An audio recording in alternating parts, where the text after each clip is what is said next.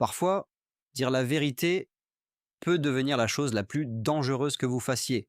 Non pas parce que la vérité est mauvaise, mais parce que certaines personnes réagissent très mal lorsqu'elles sont confrontées à cette vérité. Le drame impliquant l'influenceuse TikTok Sarah Duff et son mari dont elle était séparée, Sean Duff Daddy Duffy, a bouleversé des millions de personnes.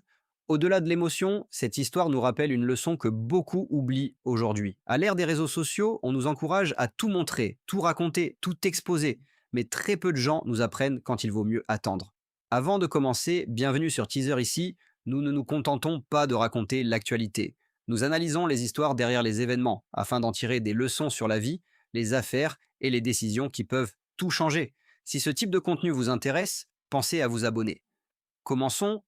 Aujourd'hui, les réseaux sociaux récompensent ceux qui réagissent le plus vite. Expose-le, réponds immédiatement, publie les preuves, raconte tout. Mais dans la vraie vie, les conséquences arrivent souvent bien après les vues et les commentaires. Et c'est là que beaucoup commettent une erreur. On confond le courage avec la précipitation. Se défendre est important. Dire la vérité peut être nécessaire. Mais agir sans préparation est rarement une bonne stratégie.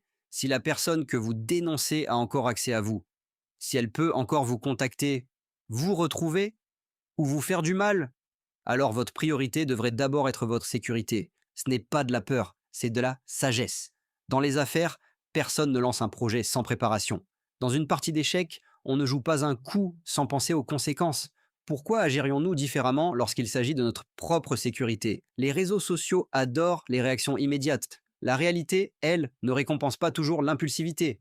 Parfois, le meilleur choix n'est pas de parler tout de suite, c'est de préparer le terrain, de se mettre en sécurité, d'avoir un plan, puis de parler lorsque les risques sont réduits. Cela ne signifie pas qu'il faut se taire face à l'injustice. Cela signifie simplement que le courage et la stratégie doivent avancer ensemble. La tragédie de Sarah Duff est avant tout un immense drame humain. Nos pensées vont à toutes les personnes touchées par cette histoire. Plutôt que de chercher des coupables ou de tirer des conclusions sur ce qui s'est passé, retenons une leçon plus générale.